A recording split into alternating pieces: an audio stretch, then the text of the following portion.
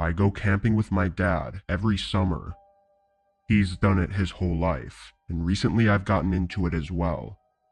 I'm 16, and last year my dad and I went out on our seasonal camping trip. We found the spot online together while looking for a new camping area to try out for the summer. There's no pictures of the area, but the map was easy to follow, and the description of the trail was that it was easy and uncrowded. We set out on Friday morning, parking on the side of the road and beginning down the trail. After the first quarter mile, it was clear that the description wasn't very accurate. It was pretty steep in some parts, and a lot of the trail was muddy or overgrown, which made it actually really hard. Already being there though, we just pushed through and eventually got to the campsite. It looked no different than the woods on the trail that we had been walking on for the past 2 hours. There were trees everywhere, and just a plot of overgrown grass to set our stuff up on. No cool views or anything. We pitched our tents and made lunch. My dad was a bit of a talker, so the rest of the day we were just in conversation. Once the sun was starting to set, we walked around the trees near the campsite and collected some dry sticks to make a fire with.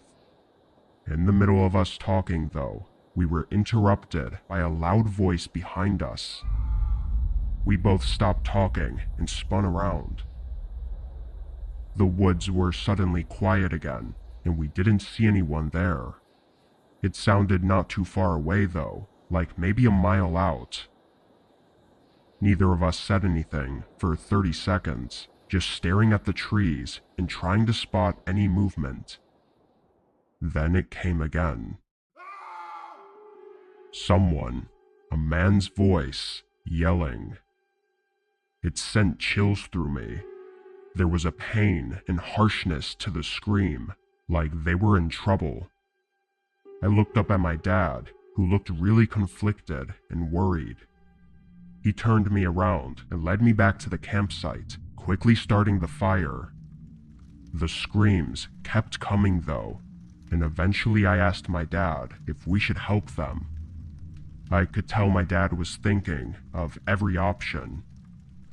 He faced me and told me to stay by the fire and wait. His face was serious, and he said he was going to run a little ways toward the voice and just see what he could see, and that if I saw anyone, to not let them near me. I agreed and watched him run toward the man's voice. After a minute, he was out of sight.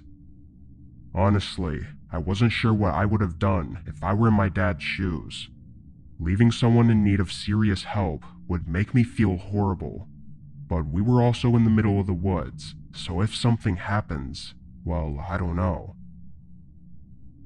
After 10 minutes, I started to get a little worried. The sun felt like it was dropping fast, and there was still no sign of my dad. But then, suddenly, the screaming stopped. The whole forest was now quiet again. I wondered if my dad had found him and was helping him, or if something else happened. Still, after another 10 minutes, my dad was nowhere in sight. With the blanket of darkness starting to cover the forest, I grew more and more nervous. I stood up and walked a little bit away from the campsite and toward where my dad had gone. There were still no signs of him, so I walked a little more, and then, finally, I heard footsteps from up ahead. I still couldn't see anything, but as the sound of his steps started getting closer and closer, an eerie, almost disturbing feeling came over me. Then, just before I thought they would come into my sight, a voice to my left called my name. It was my dad, running toward me and yelling at me to go back. There was urgency and worry in his voice, so I hurried to the campsite, and my dad followed behind me. He quickly packed the essentials into his backpack. The look on my dad's face is something I still remember vividly. It was complete fear and distraught. We left the tents and ran for the first mile, then fast walked back to our car. On the drive home, I asked him what he saw out there, who the man was, and why he was screaming. My dad said nothing. Even to this day, he never brings it up or says anything of what he saw. Every time I so much as mention that day, his entire demeanor changes and his face falls flat. So I just stopped asking. All I can think about now is those footsteps that I heard walking toward me, and what would have happened if my dad hadn't shown up in time.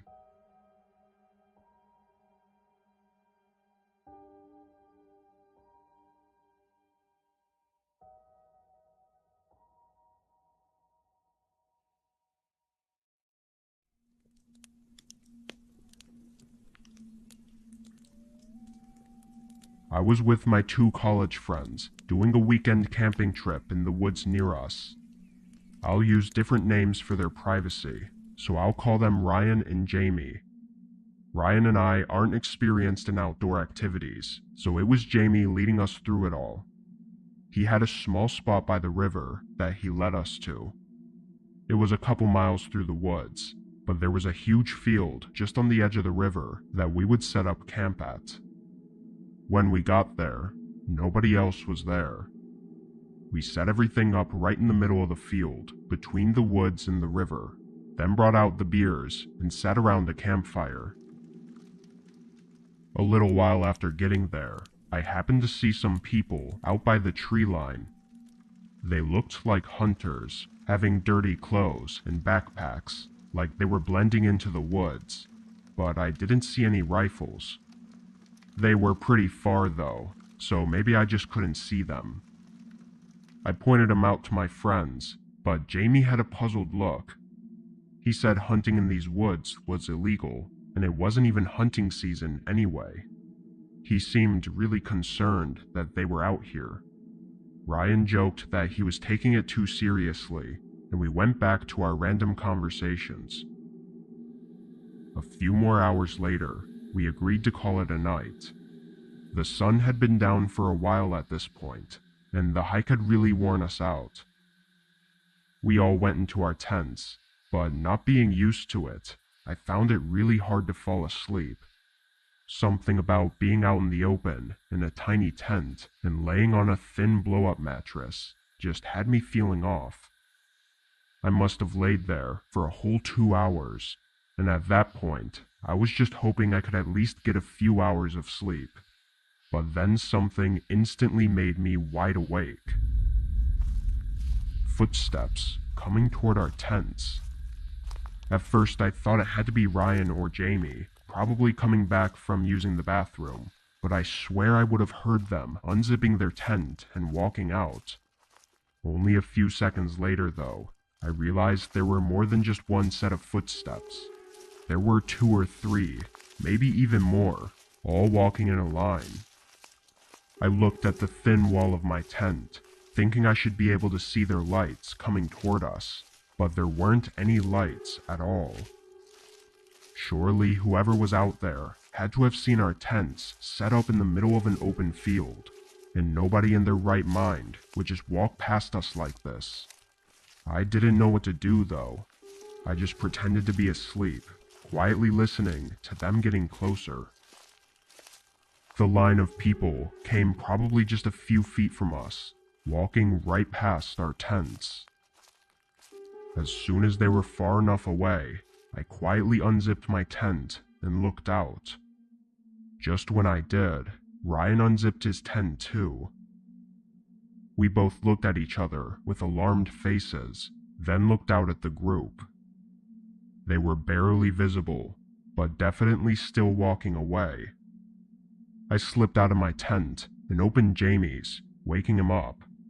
Both of us explained what happened, and surprisingly, he seemed even more horrified than either of us, likely because he'd been camping plenty of times and knew how odd this was. we started packing up our stuff, feeling way too uneasy to stay the rest of the night. While packing, Jamie suddenly told us with a shaky voice to hurry. We looked up at him, then followed his gaze. In the tree line, the group of what now looks like 5 or 6 people were standing and looking over at us. My adrenaline was pumping now, and I shoved everything into my bag, and we all sprinted for the trail. We left our lights off to hopefully not be seen, so the rest of the walk we were barely able to see anything. Luckily we made it back, but what that group is doing out there is unknown.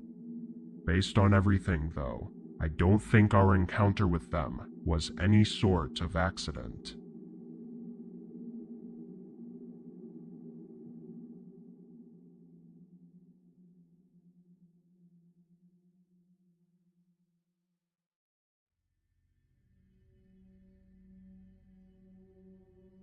I was out camping in a familiar part of the forest near my city. My city is small and honestly has not much to do, so camping is the one thing I found that I really enjoy doing. I'm not a big fan on hiking though. I prefer the more relaxing aspects of camping, like sitting by a fire and having no responsibilities. The trail I went on was one I'd been to plenty of times. It was only a 30-ish minute walk from the parking area, and the campsite was right by a lake. Having only my small city near the forest, there's only so many people that could possibly be camping at the same time and place as I was. But this time when I got there, a man had a tent already set up. I could see him down by the lake, walking in the sand. He looked like he was in his 40s. He had some generic swimming shorts on and a stained white t-shirt. I walked a little further from where his tent was, then set up mine. I then collected some large stones from nearby and placed them in a ring, prepping for the campfire I was going to have later. As I did, I noticed the man looking at me. Not just like a glance though. He was standing down by the lake with his body turned completely toward me and was watching me. I tried to ignore it, but every time I looked back, he was in that same spot and still staring at me. It got really creepy, so I ended up waving at him to see if he was maybe wanting to say hi or something. But after I waved, he turned around and continued walking along the lake. Whatever that was, I didn't like it. It gave me an uncomfortable feeling about that guy, so I tried to keep an eye on him. For a while, nothing else really happened, but after 20 minutes, he walked away from the lake and into the forest behind his tent.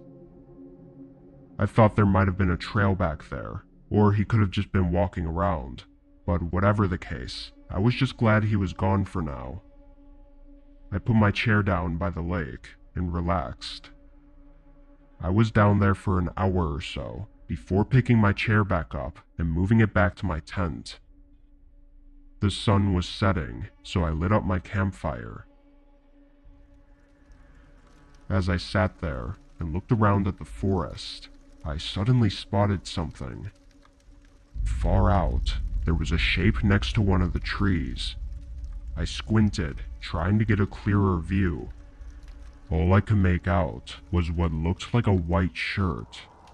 It was that guy again, and he was just standing far behind my campsite and staring in my direction. Now this was getting really creepy. How long was he watching me for? I moved my chair to the other side of the campfire so that I was now facing him, just so I didn't lose sight of him. He stayed there for a good 30 or 40 minutes, watching me from far out in the forest, before it started to get dark out. The shadows everywhere started making it hard to see him anymore, and after a while, I couldn't even make out his shape. I could only look in the general direction he was in. Yet with my campfire lighting up my sight, I knew he could still see me. Knowing he was still out there staring at me, yet not being able to see anything, I started getting really anxious. I mean, what the hell was this guy doing? He had a tent here, like he was camping, but in the hours that I'd been here, I never once saw him go to it. With everything getting to my head, I debated packing up and leaving, but at this point, I was worried the guy would follow me out. So, I sat there and tended the fire, making sure it didn't go out, and I just waited. Several long, tiring hours passed, and I didn't see anything. He never came back to his tent, or came close enough for me to see him. When the sun started coming up, I looked all around and saw no signs of him. I packed up my gear and booked it back to my car. It's hard to know that guy's intentions. If I hadn't stayed awake and been cautious of him from the start, who knows where I'd be right now.